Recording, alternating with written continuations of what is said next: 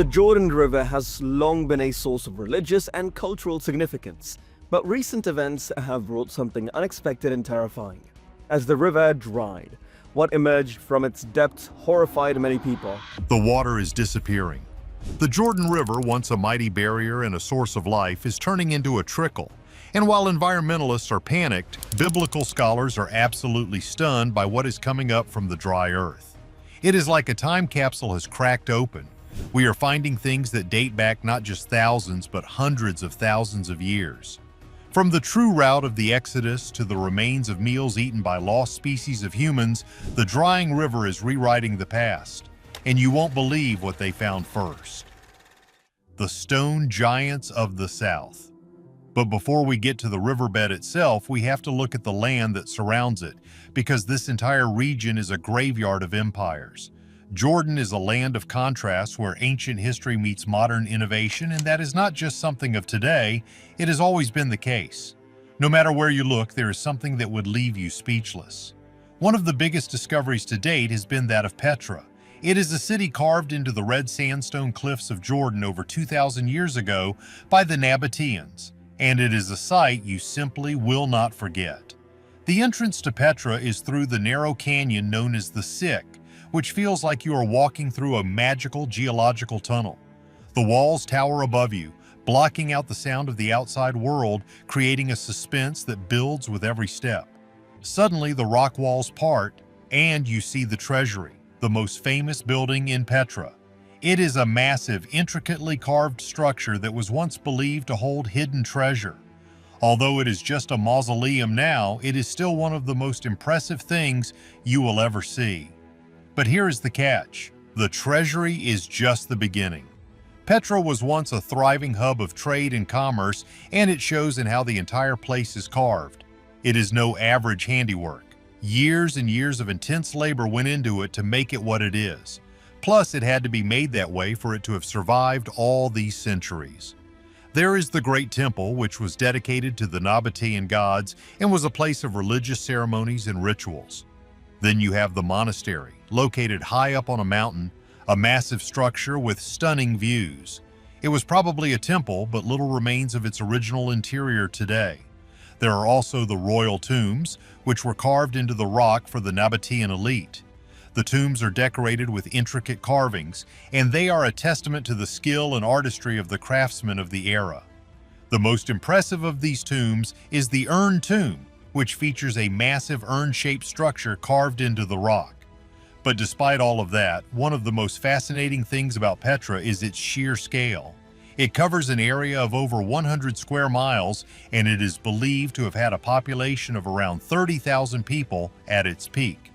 That is a lot of people for a city carved into the side of a mountain in the middle of a desert. The Nabateans were incredibly advanced for their time, possessing a complex system of water channels, cisterns, and dams that allowed them to thrive in harsh desert environments. This is the crucial detail most people miss. They were masters of water control. In a place where water is more valuable than gold, they engineered a way to survive. Petra was lost to the outside world for centuries, only to be rediscovered in the early 19th century by Swiss explorer Johann Ludwig Burckhardt.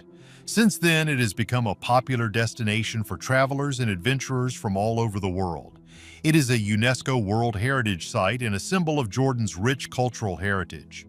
One of the most important discoveries in Petra was the Nabatean Theater, which was uncovered in the early 20th century. This massive structure could seat up to 4,000 people and was used for everything from religious ceremonies to theatrical performances. Another important discovery in Petra was the Petra Church, found in the 1990s. This early Christian church was built in the 5th century and was one of the largest and most impressive churches in the region. It is believed that the church was used by the Byzantine Empire, which controlled the region at the time. In addition to these structures, archaeologists have also discovered numerous artifacts in the area. These artifacts include pottery, jewelry, and coins, as well as tools and weapons. They provide insight into the daily life of the Nabatean people. But it was not just that. With these discoveries, it also became abundantly clear that there was a need to look into Jordan with a macro lens. That is where things got crazier, and also what brings us to the water itself. But just as the Nabateans mastered the water, nature is now taking it back. revealing secrets that were never meant to be found. When the water ran dry. This brings us to the Jordan River, a place that holds tremendous significance for millions of people around the world. This 156-mile-long river winds its way from the north to the south, passing through the Sea of Galilee and finally into the Dead Sea, the lowest point on Earth. And it is not just the stunning natural beauty of the river that makes it so special. For Christians, the Jordan River is a site of immense religious importance, as it is believed to be the very spot where Jesus himself was baptized by John the Baptist. But the Jordan River's significance does not end there. Both the Old and New Testaments are filled with references to the Jordan River and the events that took place in its vicinity. In fact, the river was the site of several pivotal moments in the history of Christianity. For instance, it was where John the Baptist began his public ministry and where countless others have been baptized over the centuries. According to Joshua chapter 3, verse 9 and 10, God commanded the Israelites to stand in the Jordan River when they reached its waters. Tell the priests who carry the Ark of the Covenant, when you reach the edge of the Jordan's waters, go and stand in the river. Joshua said to the Israelites, "Come here and listen to the words of the Lord your God." With things like this, there are three categories people are divided into. There will be people that totally dismiss the entire idea, those that believe it at face value, and those who want to dig deeper. The combination of all three of these categories brings us more and more discoveries about the Jordan River area every year. But here's the problem. The river is drying up. Due to modern water diversion for agriculture and climate issues, the flow has reduced drastically. This is an ecological disaster, yes, but for historians, it is an unprecedented opportunity. As the waterline recedes, the muddy banks are exposed for the first time in millennia. It is like the tide going out and never coming back in. And in that mud, history is waiting. When you combine the receding waters of the Jordan with the shrinking Dead Sea, you get a recipe for discovery that happens once in a civilization. The lower the water gets, the more caves become accessible in the surrounding limestone cliffs. Caves that were previously too difficult to reach or too hidden by the landscape are now opening their mouths, inviting explorers to come inside. This isn't just about finding a few old coins. We are talking about finding the library of a lost sect that predicted the end of the world. The Library of the Lost Sect. One of the biggest discoveries of the Jordan River area was the Dead Sea Scrolls.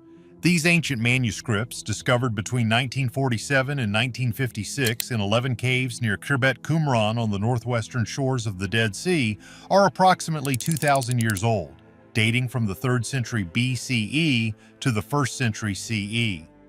But apart from being old, what makes them so special? For starters, the Dead Sea Scrolls represent the earliest evidence of the biblical text in the world. The majority of the scrolls were written in Hebrew, with a smaller number in Aramaic or Greek. Most of them were written on homemade parchment, with the exception of a few written on papyrus. Although the vast majority of the scrolls survived only as fragments, scholars have managed to reconstruct from these fragments approximately 950 different manuscripts of various lengths. The manuscripts fall into three major categories: biblical, apocryphal, and sectarian. The biblical manuscripts comprise some 200 copies of books of the Hebrew Bible, including fragments of every book except Esther. Among the apocryphal manuscripts are works that had previously been known only in translation or were completely new information that no one had seen or heard of before. The sectarian manuscripts reflect a wide variety of literary genres: biblical commentary, religious legal writings, liturgical text, and apocalyptic compositions. Most scholars believe that the scrolls formed the library of the sect that lived at Qumran, known as the Essenes. However, it appears that the members of this sect wrote only part of the scrolls themselves, with the remainder having been composed or copied elsewhere. The discovery of the Dead Sea Scrolls represents a turning point in the study of the history of the Jewish people in ancient times, for never before has a literary treasure of such magnitude come to light. So, to say that the scrolls are special would be an understatement. And so was their discovery. The first 7 scrolls were discovered purely by chance. It happened in 1947 by a Bedouin shepherd. He threw a rock into a cave, hoping to drive out a stray animal, but instead of hearing a bleat, he heard the shattering of pottery. That sound changed history. He had stumbled upon a cave near Khirbet Qumran. 3 of the scrolls were immediately purchased by archaeologist E.L. Sukenik on behalf of the Hebrew University. The others were bought by the Metropolitan of the Syrian Orthodox Church in East Jerusalem, Mar Athanasius Samuel. In 1948, Samuel smuggled the 4 scrolls in his possession to the United States. It was only in 1954 that Sukenik's son, Yigal Yadin, also an archaeologist, was able to bring them back. Over the next few years, from 1949 to 1956, additional fragments of some 950 different scrolls were discovered both by Bedouins and by a joint archaeological expedition. It all happened under the direction of Professor Father Roland DeVoe. Since then, no further scrolls have come to light, though excavations have been carried out from time to time at the site and nearby. But here is the deal. Just because there weren't any more scrolls found in the 50s doesn't mean the land is done talking. Quite the opposite. As the environment changes and technology improves, archaeologists may have actually discovered the first ever evidence of the biblical story of Exodus. And this is where the controversy really begins to heat up. Masters of the Hunt. The story of Exodus is spread over the biblical books of Exodus, Leviticus, Numbers, and Deuteronomy. It begins with the Israelites enslaved in Egypt before the Pharaoh, coerced by 10 terrible plagues, agrees to release them. Moses leads them across the miraculously parted Red Sea. Once they reached the Sinai Peninsula, Scripture says they traveled to Mount Sinai, where Moses received the 10 Commandments. They then headed to the southern border of Canaan, but being too scared to enter, were condemned to 38 years in the wilderness by God. After passing the years at the oasis of Kadesh Barnea, the Israelites then traveled to the eastern border of Canaan, where, according to the story, Moses passed away and was buried on Mount Nebo.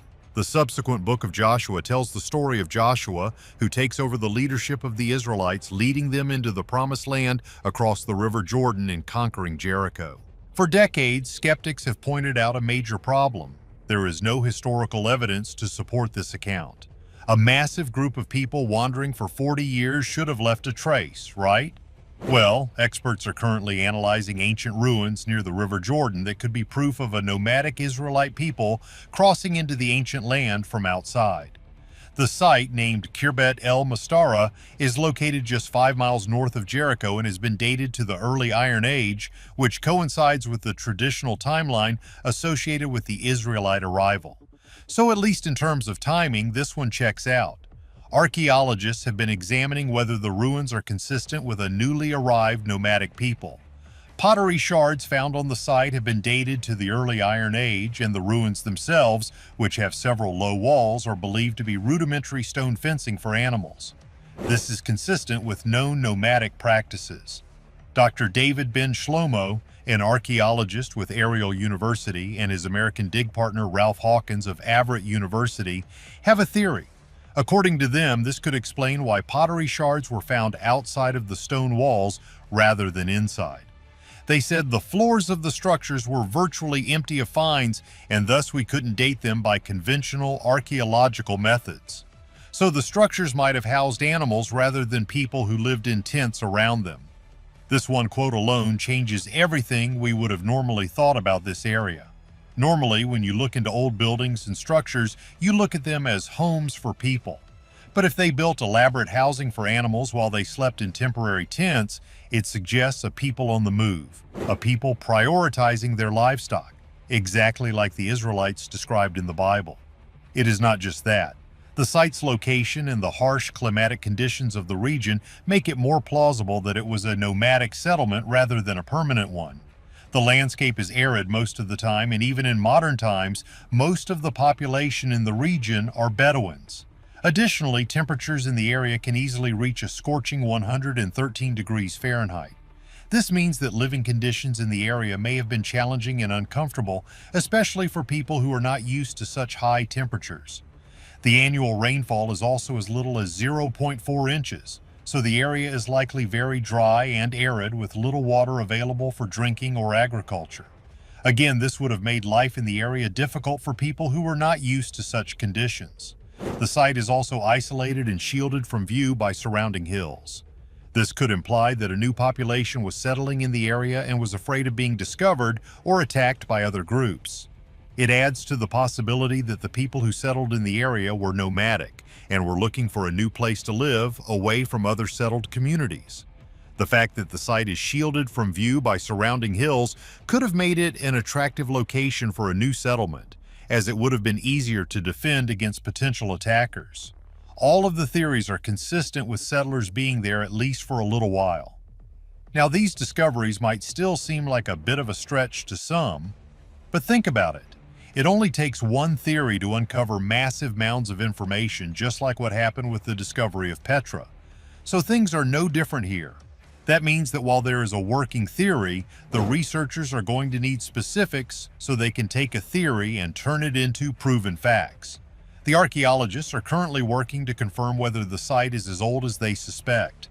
They have sent soil samples from Khirbet el Mastora for analysis. Samples from beneath the walls will be tested for a buildup of electrons, which get trapped over the years and are only released by light radiation.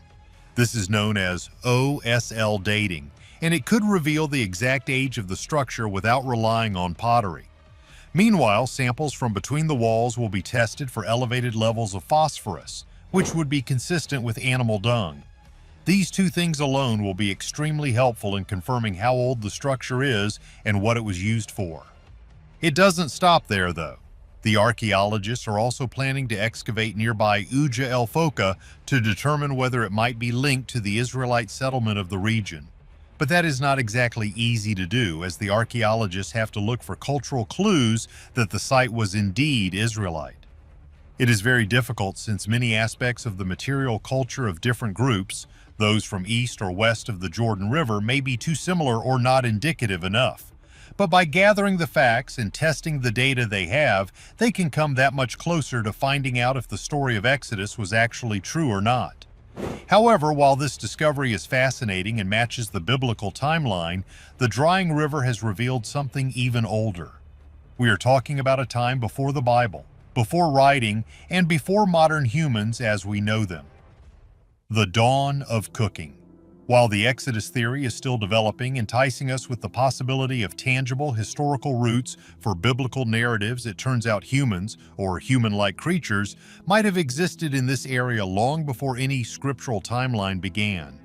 As the waters of the region recede and the layers of the earth are peeled back, we are finding that the history of the Levant is not just thousands of years old, but hundreds of thousands of years deep. There is now evidence that suggests that 60,000 years ago, the banks of the Jordan River were teeming with life, serving as the stage for a drama of survival that defies our modern understanding of primitive man. Picture the scene. The Jordan River wasn't the modest, often muddy stream we see today. It was a roaring artery of a lush, verdant landscape. Human creatures hunted large animals here, including an extinct cattle species called aurochs. But let's be clear, these were not your average cows peacefully grazing in a meadow. An aurochs was a massive biological tank, a beast standing 6 feet tall at the shoulder, rippling with muscle and aggression, armed with horns that could skewer a predator in seconds. To hunt one was to invite death. Excavations at the outlet of the Nahal Mahanaim stream revealed bone remains that proved this violent interaction took place. But this wasn't just any hunting ground. According to recent archaeological analysis, the Nahal Mahanaim site was actually an elimination zone, a place where human creatures ambushed, took down, and butchered animals with frightening efficiency. But who exactly were they? This is where the theories start to get wild. Were they Neanderthals, heavy-browed and stocky? Were they anatomically modern humans, the early waves of Homo sapiens pushing out of Africa? Or, and here's the controversial third option, were they hybrids? Genetic studies elsewhere have proven that humans and Neanderthals interbred. It is entirely possible that the Jordan Valley was a genetic melting pot, a meeting point where different species of humanity collided, mated, and hunted together. Some fringe theorists even suggest we might be looking at an entirely unknown species, a ghost lineage that thrived in the Levant but left no DNA in modern humans. A dead-end branch of the family tree that was physically superior to us in every way but simply vanished. The mystery of their identity remains unsolved, but one thing is certain, they were extensively hunting the aurochs. The sheer number of aurochs bones at the site suggests that hunting these large beasts was a common occurrence. What is remarkable is how the hunters seem to have done it with a limited number of tools. Normally, lithic assemblages, that is, fancy talk for stone tool collections, from this time period would contain a range of tools, including scrapers for preparing animal hides and complex blades. But at Nahal Mahanaim, the tools were mainly pointed elements that we associate with spear tips and cutting tools. Their version of knives. This anomaly has birthed a fascinating, somewhat terrifying theory about their methods. The evidence indicates that the site was used for short durations, perhaps only a week at a time, and that it was task-specific. The hunters came to butcher and process the carcasses of the animals they took down. But how did they hunt such large beasts with nothing but simple tools at hand? The archaeologists were surprised to find that the lithic assemblage didn't indicate complex tool use, and only a small number of the tips had diagnostic impact fractures. This lack of projectile damage suggests that the hunters did not use their spears from a safe distance. They weren't throwing spears, they were thrusting them. They got up close and personal with their prey, risking injury or worse, perishing in the attempt. This implies a level of physical bravery, or perhaps a lack of fear response, that modern humans can scarcely imagine. Some researchers have proposed that these hunters utilized the landscape itself as a weapon, perhaps driving the massive aurochs into deep mud or water where their size became a disadvantage, allowing the hunters to swarm them. But a wilder theory suggests that their lack of complex stone tools points to a reliance on something else: biodegradable technology. Perhaps they were masters of poisons derived from local flora, or they utilized complex traps made of wood and vines that have long since rotted away. We judge their sophistication by their stones because stones are all that survive, but what if their true genius lay in wood, fiber, and chemistry? We could be looking at a civilization of soft technology that leaves no trace, making them appear primitive when they were actually highly advanced in ways we can't measure. This revelation totally challenges our assumptions about the sophistication of ancient hunting techniques. Humans weren't just hiding out and trying to get by, they were the apex predators, even though the animals they were hunting were far larger and scarier than they were. But get this, it goes back even further. If you think 60,000 years is a long time, prepare to have your mind blown. What is even crazier is that even this isn't the earliest sign of humans existing and actively living in this area. Fish teeth were recently found in the now dried up parts of the Jordan River area.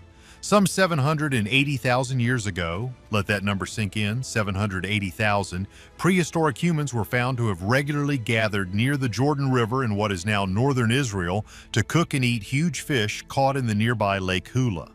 These weren't just small minnows. We are talking about giant carp, species that grew to sizes we rarely see today. The researchers analyzed the remains of these carp-like fish teeth found at the site, concluding that the fish were heated to a specific temperature using a slow-cooking method which melted the rest of the skeleton before they were eaten. So they knew exactly what they were doing. This wasn't accidental burning, this was cuisine. This is absolutely mind-blowing because it suggests that human ancestors controlled fire and cooking hundreds of thousands of years earlier than we thought. The cooking hypothesis in anthropology suggests that the moment humans started cooking food, our brains grew rapidly because cooked food provides more calories with less digestive effort. If these ancient inhabitants of the Jordan Valley were slow-cooking giant carp nearly 1 million years ago, it forces us to rewrite the timeline of human intelligence. This leads to one of the most provocative theories of all, the Levant as the crucible of consciousness. If they had fire, cooking, and organized hunting camps nearly 1 million years ago, did they have language? Did they have stories? Some speculate that the gatherings around these ancient hearths were the birthplace of complex society. While we usually look to the caves of Europe for the cultural explosion of art and symbols, the banks of the Jordan might be where the social explosion happened. It suggests that for hundreds of thousands of years, civilizations of a sort rose and fell here, playing out entire histories that were washed away, leaving only a few teeth and burnt stones. The study shows how important fish was for early hominins in their migration route from Africa to the Levant and beyond.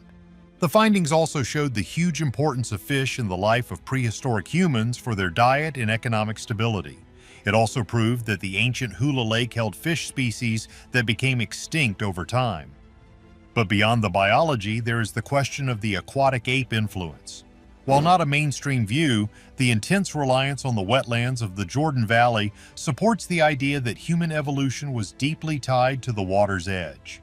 We were not just runners on the savanna, we were waders, swimmers, and fishermen. The drying of these waters might have been the very catastrophe that forced us to develop new technologies to survive. If you start at this discovery and work your way up all the way to Petra, you can see how drastically the area improved and then declined over time. The environment was once a paradise, a lush corridor that acted as the bridge between continents.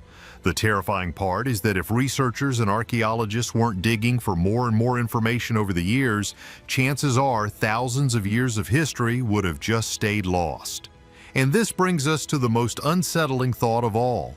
We assume that history is a straight line of progress, from stone tools to iPhones. But the evidence at the Jordan River hints at a cyclical reality. If humans were mastering fire and specialized hunting here 780,000 years ago, and then again 60,000 years ago, what happened in between? Did they forget? Did cataclysms wipe them out, forcing the survivors to start from scratch? There is a theory called the Silurian hypothesis, usually applied to non-human civilizations, but applicable here, which asks, if an industrial or advanced civilization existed millions of years ago, would we find it? Probably not. Metal rusts, plastic degrades, concrete crumbles. The only things that last are stone and fossils. If the ancient people of the Jordan had a complex society built on wood, leather, and oral tradition, it would be invisible to us. We might be walking over the graves of empires that knew the stars and the seasons intimately, dismissing them as primitive because they didn't leave behind stone pyramids. If all of that can just disappear, who is to say that there aren't bigger secrets hiding in different corners of the earth? The drying of the region is unveiling a ghost world that existed parallel to the timeline we are taught in school. Are we truly ready to know what lies at the bottom? Do you think the Exodus evidence is real or just a coincidence? Let us know in the comments below, and if you enjoyed this deep dive, make sure to like and subscribe for more mysteries.